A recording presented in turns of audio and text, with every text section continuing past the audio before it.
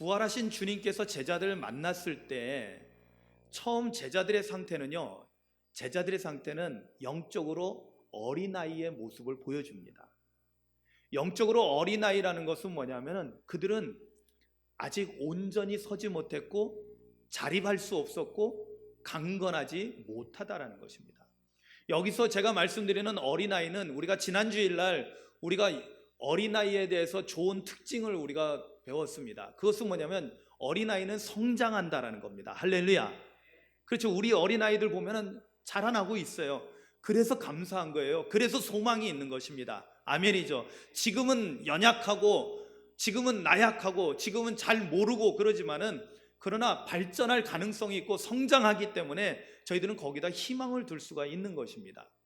그런데 영적인 것은요 좀 다릅니다. 육적인 것은 시간에 따라서 성장을 하거든요.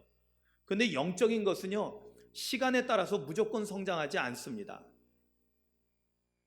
어떤 사람은 교회를 30년, 40년, 50년 다녔는데도 영적으로 보면 어린아이예요. 아니 어린아이라고 표현하기도 더 어렵게 갓난아기 같은 그런 분들이 있어요. 그 갓난아기는 어때요? 늘 돌봐드려야 되는 거예요. 늘 보채고 자기 성질에 안 맞으면 울어제끼고, 그죠? 자기가 만족스러워야지 하하 웃고 그런 모습이라는 거예요. 근데 만약에 여러분 우리 교회 안에 영적인 갓난아기가 많으면은 누가 힘들까요? 첫 번째로는 목사님 사모님이 힘든 겁니다. 그리고 우리 장로님들도 힘들어지는 거예요. 왜냐하면 돌봐야 될 사람들이 너무나 많은데 사람이 한계가 있잖아요. 그런데 오늘 이 제자들의 상태가 부활하신 주님을 처음 만나는 그 상태가 이렇게 보면은요 이들은 영적으로 어린아이였음을 우리가 알 수 있는 대목들이 나옵니다. 36절에 보면 예수님께서 제자들 가운데 나타나십니다. 그래서 예수께서 친히 그들 가운데 서서 말씀하시기를 너에게 평강이 있을지어다라고 샬롬을 말씀하시는데, 그런데 놀랍게도 그들은 어떻습니까? 그들이 놀라고 무서워했다라고 성경은 말씀합니다. 예수님께서는 그들의 모습 속에서 뭘 발견했냐면 38절에 보면 예수께서 이르시되 어찌하여 두려워하느냐라고 말씀합니다. 여러분 두려워하는 마음은 뭘 의미할까요? 두려워하는 마음은 온전한 믿음이 아니라 연약하고 나약한 믿음을 의미하는 것입니다. 그래서 쉽게 넘어지는 것입니다. 여러분 우리가 두려움에 빠지게 되면요 내가 생각지도 못했던 잘못을 저지를 때가 많습니다. 여러분 마음이 약한 아이들을 너무 막 혼내가지고 일을 시키려고 하면요 자꾸만 더 실수를 하게 됩니다. 오히려 그런 아이들은 잘한다 잘한다 칭찬해 주면은요 그러면은 실수를 잘 극복하고 잘 할 수 있는 아이로 성장할 수 있는데, 그 어린아이에게 그냥 못한다고 매를 들거나 막 혼을 내면은요 얘는 더 겁나가지고 더 무서워가지고 자기가 할 수 있는 일조차도 제대로 못하는 그런 일들이 벌어지는 것을 우리는 아동 심리학을 통해서도 볼 수 있고 현실적으로도 그런 것을 보게 됩니다. 그런데 여기서 보면 제자들의 상태가 두려움에 빠져 있었고요 놀라고 무서워하는 상황에 있었다는 거예요. 이것은 뭐냐면 이들이 아직 영적으로 어린아이 상태라는 것을 우리에게 보여주는 것입니다. 그리고 두 번째는 어떤 상태였냐면 그들은 보니까 마음에 의심이 생기는, 부활하신 주님이 그들 눈앞에 있는데도 불구하고 또 주님이 그들에게 샬롬을 말씀하면서 말씀을 하시는데도 불구하고 그들은 마음속에서 의심이 일어나는 거예요. 이건 뭐 현실이 아니겠지, 환상이겠지, 우리가 그냥 뭔가 영적인 어떤 하나의 현상을 보는 거겠지, 이런 의심이 떠올랐다는 거예요. 여러분 의심하는 믿음은 온전한 믿음일까요? 당연히 의심하는 믿음은 온전한 믿음이 될 수가 없어요. 강건할 수가 없습니다. 쉽게 무너질 수밖에 없는 어린아이와 같이 나약한 신앙이 되고 만다라는 것입니다. 그래서 예수님께서는 왜 너희들은 어찌하여 마음에 의심이 일어나느냐라고 그들의 그 믿음의 부족함에 대해서 지적하고 있는 것입니다. 여기에 보면은 왜 마음에 의심이 일어나느냐라는 것에 대해서 거기에 대해서도 믿음이 없음을 말하고 있는 것입니다. 여러분 예수님께서 제자들의 그런 상태를 아셨잖아요. 아직도 제자들은 어린데, 그런데 예수님은 그 다음 과정이 어떻게 됐는지 아시잖아요. 부활하셔서 제자들에게 어느 기간 동안 보여주시고 난 다음에 하나님 아버지의 뜻에 따라서 하늘로 승천하셔야 되는 상황이었거든요. 그러면 예수님은 떠나가시면은 제자들만 남게 되는데, 이제는 예수님께서 하셨던 일을 누가 해야 돼요? 제자들이 이어서 해야 되는데, 이렇게 영적으로 어린아이들은 주님의 일을 이어서 할 수 있을까요? 할 수 없다라는 거예요. 그래서 주님께서는 이들의 영적인 문제들을 해결해 주기 위해서 오늘 중요한 일들을 행하십니다. 그것이 오늘 말씀에 보면 세 가지로 나옵니다. 그리고 이것이야말로 바로 오늘 우리 말씀 제목처럼 영적인 어른이 되는 길입니다. 사랑하는 성도 여러분, 오늘 예수님의 이 가르침을 통해서요, 우리도 영적인 어른이 되는 그 방법을 잘 발견하고 그대로 행함으로 인해서 계속 영적인 어린이로 머물러 있는 것이 아니라 우리가 영적으로 성장해서, 올해 교회 표가 뭐예요? 목표가 뭡니까? 영적으로 성장하는 교회가 되기를 주님의 이름으로 축원합니다. 여기서 교회는요, 바로 저와 여러분들이 교회입니다. 우리가 교회를 이루는 거예요. 우리 한 사람 한 사람이 영적으로 성장할 때 우리 교회가 영적으로 성장하는 교회가 될 수 있는 것입니다. 그런데 오늘 말씀은 매우 거기에 중요한 겁니다. 예수님께서는 이런 제자들을 위해서 영적으로 어린 상태에 있고 어리고 나약하고 무지한 상태에 있는 이러한 제자들에게 세 가지 일을 하시는데요, 그것은 44절부터 나오는 말씀을 통해서 우리가 알 수 있습니다. 44절과 45절 이어서 보면은 이렇게 나옵니다. 또 이르시되 내가 너희와 함께 있을 때에 너희에게 말한 바 곧 모세의 율법과 선지자의 글과 시편의 나를 가리켜 기록된 모든 것이 이루어져야 하리라 한 말이 이것이라 하시고, 여러분 여기서 모세의 율법, 선지자의 글, 시편, 이것은 뭘 의미할까요? 바로 구약 성경을 말하는 겁니다. 예수님 당시의 성경이라고 말할 수 있어요. 오늘날에는 우리가 구약과 신약이 있지만 예수님 당시에는 아직 구약만 있을 때니까 바로 구약에 있는 성경을 말하는 것입니다.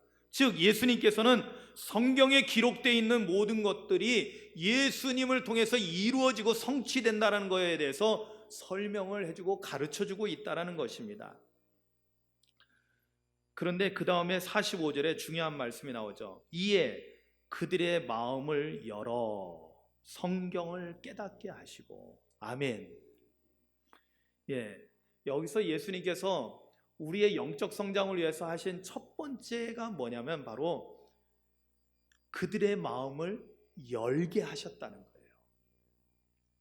부활하신 주님이 오셔서 성경을 가르침을 통해서요, 제자들에게 어떤 일이 일어났냐면 그들의 마음이 열려졌다는 겁니다. 할렐루야. 여러분 제가 찬양 사역을 오래 했잖아요. 찬양 사역을 오래 했는데 처음 와가지고 아직 찬양의 은혜 가운데 있지 못한 사람들하고 찬양의 은혜 가운데 있는 사람들, 지금 은혜 충만한 가운데 함께 찬양하고 있는 사람들을 금방 알 수 있는 그런 훈련을 받았습니다. 그것은 뭐냐면 우리가 찬양할 때 박수치고 또는 손을 들기도 하고 또는 일어나기도 하고 그러는데요, 보면은 찬양할 때 하나님을 향해서 마음이 열린 사람들은요, 박수를 치라고 하면 신나게 박수를 치고요, 손을 들라고 하면은요 기쁨으로 기꺼이 손을 들고요. 할렐루야. 그런데 아직 마음이 열리지 않은 분들은 어떨까요? 박수 치라고 하면은요 그들 마음속에 약간 짜증이 나는 거예요. 아유. 그래서 그냥 쳐줍니다.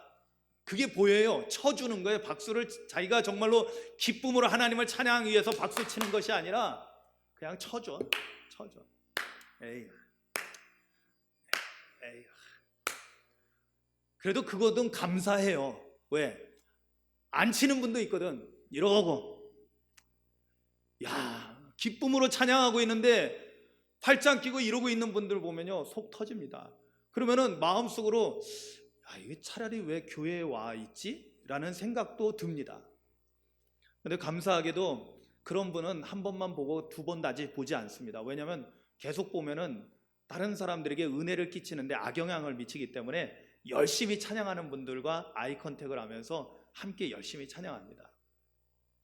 그렇습니다. 손 들라고 하면은요 기쁨으로 은혜가 충만하고 마음이 하나님을 향해서 열려진 사람들은 한 손을 들라고 해도 막 두 손을 드는 거예요. 아니, 들라고 하지 않아도요, 자기가 손을 들고 하나님을 찬양합니다.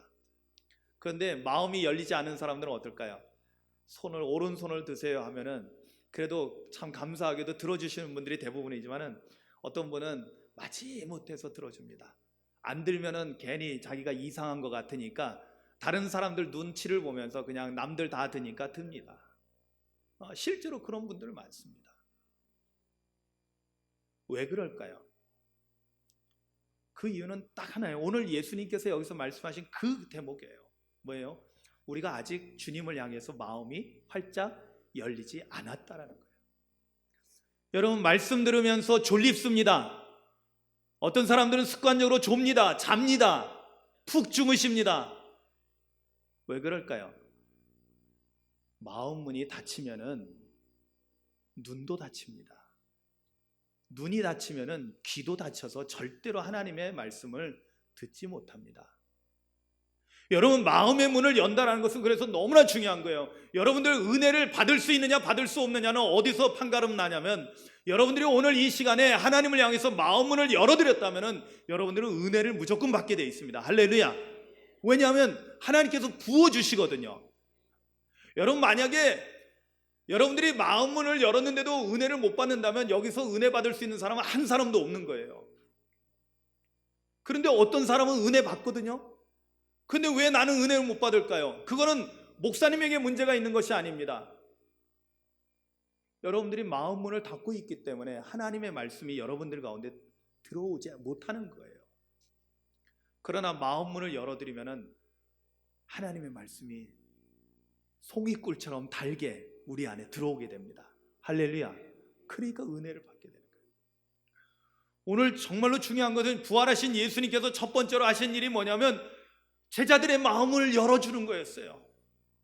그들은 주님이 찾아오셨는데도 여전히 의심의 눈초리로 보면서 마음문을 꼭 닫고 있었어요. 그런데 주님이, 내가 부활의 주님이라는 것을 그냥 단순한 영적인 신기루로 보이는, 환상으로 보이는 존재가 아니라 실제로 다시 살아나신 예수님이라는 걸 보여주시면서, 그리고 예수님에 관한 모든 것을 성경을 통해서 가르치시면서 그것을 통해서 마음이 열리게 하셨어요. 할렐루야. 여러분, 여러분들도 하나님 앞에서 찬양하고 기도하고 말씀을 들을 때 마음의 문이 열려지게 되기를 주님의 이름으로 축복합니다. 여러분, 마음 문이 열리는 게 복입니다. 왜냐하면 마음 문을 열어야만이 주님이 내게로 들어와 계시고요, 주님의 말씀이 내 안에 들어와 있을 수 있기 때문에 그래요. 그래서 영적으로 우리가 어른이 되기 위해서 첫 번째로 해야 될 일은 뭐냐면 마음을 주님께 열어드리는 거예요. 오늘 45절에 이에 그들의 마음을 열었다라고, 주님께서 그들의 마음을 열어준 것입니다. 여러분들도 주님 앞에 간구하십시오. 주님, 내 마음문을 활짝 열어주세요. 주님을 향해 활짝 열린 마음으로 나아가기를 소망합니다. 기도하면서 나아가셔야 돼요. 여러분, 찬송이 좋은 이유가 있어요. 여러분, 찬송을 하다 보면은요, 정말로 찬송을 열심히 하고 진심으로 찬송하면은요, 하나님을 향해서 마음문이 활짝 열리게 되어 있습니다. 할렐루야. 그래서요, 찬양이 참 좋은 제사가 되는 거예요. 그리고 두 번째로 우리가 영적으로 성장하기 위해서 예수님께서 제자들에게 해주신 것은 뭐냐면요, 45절 하반절에 보니까 성경을 깨닫게 하셨다. 아멘. 그렇습니다. 바로 이겁니다. 성경을 깨닫게 하시는 것. 여러분, 우리가 정말로 영적으로 성장하게 되고 어른이 돼서 사명자로서의 역할을 감당할 수 있게 돼서요, 뭐가 필요하냐면 성경 말씀을 깨달아야 되는 거예요. 아멘. 오죽하면은 깨닫는 것이 은혜다라고 말씀합니다. 그렇습니다. 성경 말씀을 깨닫는 것이 우리에게 은혜가 되는 거예요. 그것이 우리가 영적으로 성장하는 계기가 되는 거예요. 그런데 너무나 문제가 생겼어요. 오늘날 한국교회가요, 정말 문제가 생겼어요. 여러분, 한국교회가 부흥할 때하고 지금 부흥이 멈춰있는 이 시대를 여러분들 한번 부흥의 시대하고 한번 비교를 해볼 필요가 있어요. 여러분, 한국교회가 부흥할 때는요, 뭐가 크게 열심히 성행을 했냐면 말씀을 가르치는 일과 배우는 일에 정말 힘썼습니다. 여러분, 우리 감리교회가 어떻게 부흥했는지, 특히 감리교회가 어떻게 부흥했는지 아시죠? 여러분, 우리가 연초에 시작하는 사경회라고 있습니다. 신년에 우리가 사경회를 합니다. 그런데 옛날에는 연초만 한 것이 아니라 여름에도 사경회를 했습니다. 제 기억에 여름에도 제가 사경회를 다녔던 기억이 나거든요. 그런데 사경회는 뭡니까? 부흥회하고 사경회하고 좀 다릅니다. 사경회는 뭐냐면 가서 성경 말씀을 열심히 배우는 일을 하는 거예요. 그런데 놀랍게도요, 부흥회라고 안 하고 사경회라고 해도, 사경회만 잘해도 우리 감리교회는 부흥회 왔거든요. 할렐루야. 성경 말씀 잘 배우고 잘 가르치고, 그래서 성경 말씀을 깨우치고 그 말씀의 은혜 가운데 살아갈 때 교회는 살아서 역사하고 하나님의 능력이 나타나고 부흥할 수 있었던 것입니다. 그런데 오늘날에는 감리교회의 그 아름다운 전통인 사경회가 이름만 남고 없어졌습니다. 저도 제가 교육부 총무할 때, 사경회를 할 때 저는 정말 사경회가 회복돼야 된다고 생각하고, 그래도 신년에 하니까 신년 부흥회도 해야 되니까, 그래서 저는 뭘 했냐면, 이게 참 미묘한 차이거든요. 이전에 부흥 사경회라고 했어요. 그러니까 사경회라고는 안 할 수 없으니까 뒤에다가 이름만 붙여놓은 거야. 그리고 실제로는 부흥회가 우선인 거예요. 부흥 사경회. 근데 저는 우리 감리교회가 전통을 살리고 올바른 부흥을 다시 회복하려면은 사경 부흥회라고 해야 된다고 생각했어요. 그러니까 뭐에다 초점을 두는 거예요? 성경 말씀을 가르치고 배우는 사경회에다가 더 우리가 초점을 둬야 된다는 거예요. 여러분, 솔직히 말해서 부흥회는 앉아서 보면요, 여러분 보면 부흥회는 참 안타깝게도, 물론 말씀을 잘 가르치는 그런 부흥사도 있지만은 대부분 보면요, 듣기 좋은 말을 해요. 재밌는 이야기, 깔깔거리고 웃고, 물론 그것도 좋지만은 그걸로만 끝난다면은 정말로 말씀의 은혜를 사모하는 사람들은요, 허탈한 거예요. 실제로 그런 경우가 너무나 많았거든요. 오늘 우리에게 필요한 거는요, 우리가 영적으로 성장하고 교회가 든든히 서고 하나님 나라를 세우고 정말 제대로 된 부흥을 하기 위해서는요, 뭐가 필요하냐면 성경을 배우고 깨닫는 것이 필요한 거예요. 아멘. 왜냐하면 말씀이 능력이잖아요. 아멘이죠. 여러분, 말씀이 없으면 우리는 이런 모든 것들, 하나님의 놀라운 일들을 이루어 나갈 수가 없습니다. 그래서 예수님께서 영적 어른이 되게 하기 위해서 첫 번째, 제자들의 마음을 열어주고요, 두 번째는 성경을 가르쳐 깨닫게 하신 거예요. 할렐루야. 그리고 세 번째는 아직 이루어지지 않았지만은, 세 번째는 너무나 중요한 마지막 결정체를 제자들에게 명령하십니다. 그것은 뭐냐면은 마지막에 뒷부분에 가서 48절, 49절 가서 나옵니다. 49절에 보면, 볼지어다 내가 내 아버지께서 약속하신 것을 너희에게 보내리니 너희는 위로부터 능력으로 입혀질 때까지 이 성에 머물라 하시니라. 아멘. 마지막 명령은 뭐였냐면, 이 성은 예루살렘이죠. 예루살렘에 머물러 있으라는 거예요. 왜요? 아버지께서 약속하신 것을 너희에게 보내줄 것이니까 이 성을 떠나지 말고 이 성에서 머물러 있고 아버지께서 약속하신 것을 기다리라는 거예요. 아버지께서 약속하신 것이 뭐였습니까? 보혜사 성령이잖아요. 즉 우리가 영적으로 어른이 되기 위해서는요, 영적으로 성장해서 어른이 돼서 어른의 역할을 감당하기 위해서는 마지막 세 번째로 뭐가 필요하다? 성령의 충만함을 입어야 된다는 것입니다. 그래서 아버지께서 약속하신 성령을 기다리라는 거였어요. 그렇다면 영적인 어른이 되기 위해서는요, 이 세 가지가 꼭 필요하다는 거예요. 첫 번째는 우리가 하나님을 향해서 마음의 문을 열어드리는 것이 필요하고요, 두 번째는 성경을 잘 배우고 깨우치는 것이 필요한 거예요. 여러분, 어른이 된다는 것은 그냥 나이만 먹는 것이 아니라고 그랬잖아요.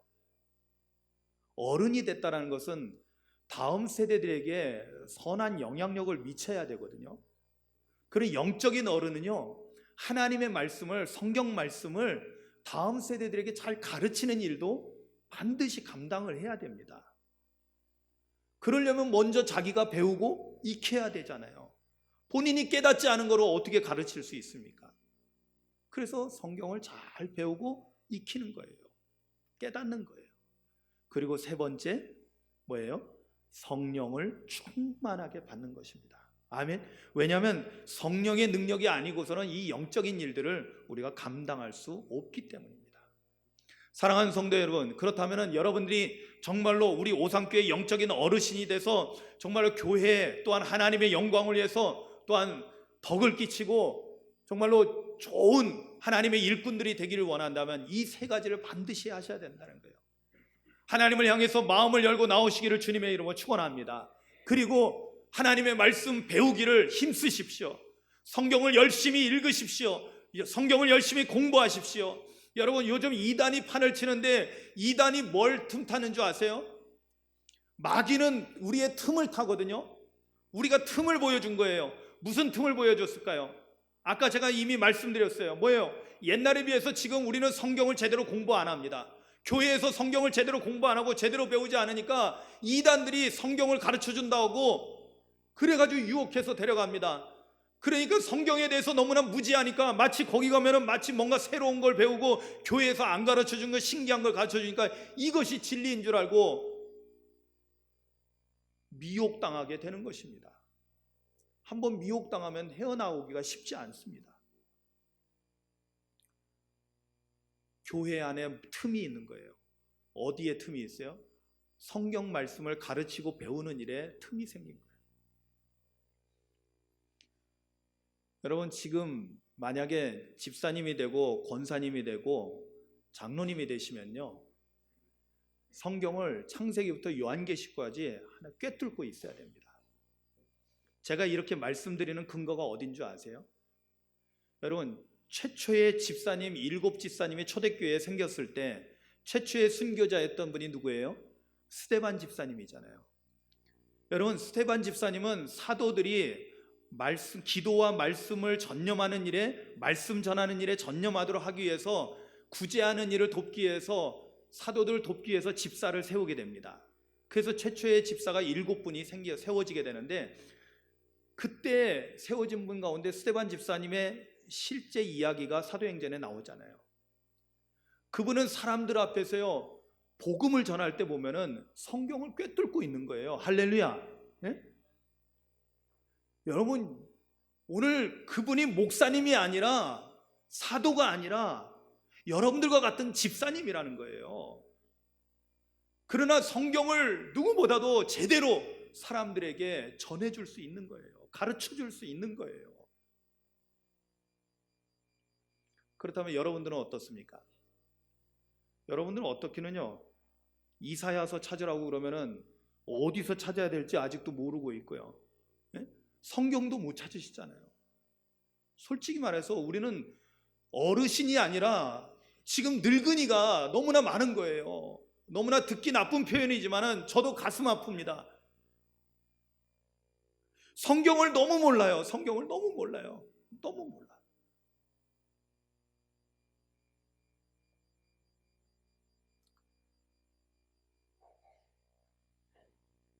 여러분, 예수님께서 이 세 가지 일을 행하고 난 다음에 제자들이 변한 모습이 여기 나오는데요, 예수님께서는 이들이 이렇게 됨으로 인해서 앞으로 어떻게 변해질 것인가를 아셨어요. 그 첫 번째가 뭐냐면 48절에 너희는 이 모든 일의 증인이 된다라고 말씀하십니다. 여러분, 부활의 증인이 된다라는 것은 뭐냐면은, 여러분, 부활의 증인으로서 우리가 살아간다는 것은 바로 이제는 사명자가 된다는 거예요. 할렐루야. 여러분, 주님께서 우리에게 맡겨주신 사명이 뭐냐? 부활의 이 기쁜 소식을 온 세상 모든 족속에게 만방에 알리는 일을 해야 된다는 것입니다. 그래서 사명자가 되는 거예요. 어떻게 됐을 때요? 영적인 어른이 됐을 때 이 사명자가 될 수 있다는 거예요. 그리고 제가 여기서 한 가지 더 보탠다면 마태복음 28장 마지막 부분에 보면 예수님께서 승천하시기 직전에 제자들에게 주신 마지막 사명에 대해서 나오잖아요.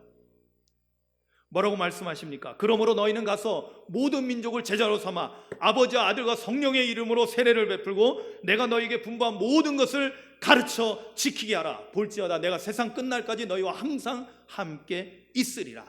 아멘. 여기에서 주님께서 뭐라고 말씀하십니까?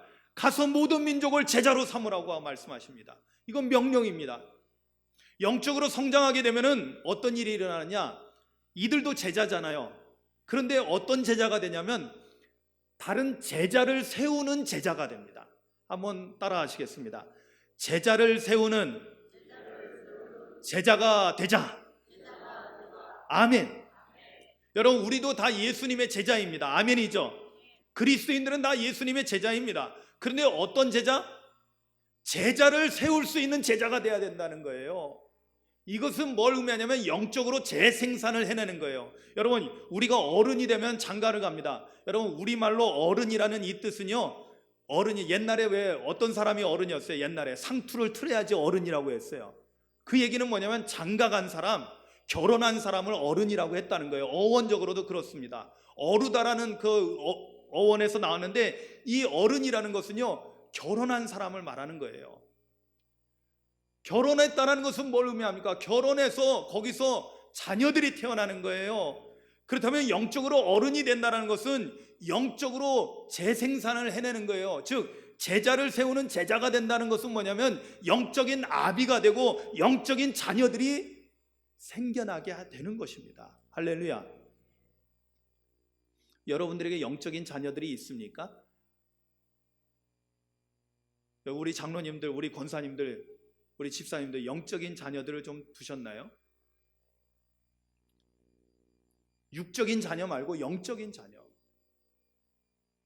옛날 어른들은요, 정말로 교회 학교 아이들을 정말 가르치고 사랑으로 가르쳐서 영적으로, 육적으로 내가 낳은 아이는 아니지만 영적으로 내 자녀처럼 아이들을 길러낸 사람들이 우리 많은 믿음의 선배들 가운데 있습니다. 그런데 오늘은 좀 어떨까요? 여러분, 제자를 세우는 제자가 되시기를 주님의 이름으로 축원합니다. 우리가 영적으로 어른이 되면 이것이 가능해지는 거예요. 왜냐하면 영적인 재생산이 가능해지거든요. 그리고 마지막으로 우리가 영적인 어른이 되면은요, 어떤 사람이 되냐면 주님의 말씀을 이제는 가르치는 사람이 됩니다. 여러분, 그렇잖아요. 우리가 배워서 뭐 합니까? 그렇죠. 배워서 남 줘야 되는데 누구를 줘요? 우리 사랑하는 영적인 자녀들에게 가르치는 일을 하는 거예요. 그래서 영적인 선생이 되는 것입니다. 여러분, 우리 오상교회는 영적인 선생이 많이 나오기를 주님의 이름으로 축원합니다. 영적인 어버이들도 나오고요, 그리고 정말로 귀한 사명자들이 많이 나올 수 있기를 주님의 이름으로 축원합니다. 그렇게 되기 위해서는 우리 모두가 나이만 먹은 사람이 아니라 교회 오래 다녔다고 그것을 자랑하는 자가 아니라 영적으로 어른이 되는 저와 여러분들 되기를 주님의 이름으로 축원합니다. 그렇다면 우리 오상교회는요, 부흥하지 말라고 해도 부흥할 수밖에 없습니다. 아멘. 여러분, 지금 세상은요, 더욱더 영적으로 갈급한 사람들이 많아집니다. 그래서 좋은 교회를 찾고 정말로 자신의 영적인 갈급함을 채울 곳을 찾고 있습니다. 오늘 우리 오상교회가 그런 교회가 되어야 할 줄로 믿습니다. 그러기 위해서는 영적인 갓난아기들도 있어야 되겠지만은, 영적인 어린이들도 있어야 되겠지만은, 그러나 영적인 어른들이 더 많아져야 될 줄로 믿습니다. 그래야지 목사님도요, 좀 편안해집니다. 왜냐하면 동역자들이 생기고요, 목사님은 혼자 가르치는 일이 아니잖아요. 여러분들 전체에게는 제가 가르치는 일을 하지만은 또 여러분들이 교회 학교 어린이라든지 청년들이라든지 우리의 자녀들을 가르치는 일들을 해야 되거든요. 영적인 재생산을 해야 되거든요. 사랑하는 성도 여러분, 이 아름다운 일들을 이루어가는 우리 오상교회가 되기를 소망합니다. 해마다 돌아오는 어버이 주일이 그냥 우리 세월만 지나고 나이만 먹게 하는 그런 주일이 아니라 정말로 영적인 어버이들이 많이 나오는 그런 주일이 될 수 있기를 주님의 이름으로 축복합니다. 아멘. 기도하시겠습니다. 오늘 말씀을 생각하면서 기도합니다. 한번 여러분들 생각해 보십시오. 오늘 말씀을 통해서 내가 영적인 어른이 과연 되어 있는가? 정말로 나는 사명자의 역할을 감당하고 있고, 그리고 나는 제자를 세우는 제자인가? 그리고 내가 영적인 선생이 돼서 가르치는 일을 감당하고 있는가? 여러분, 한번 우리 자신들을 돌아보시기 바랍니다.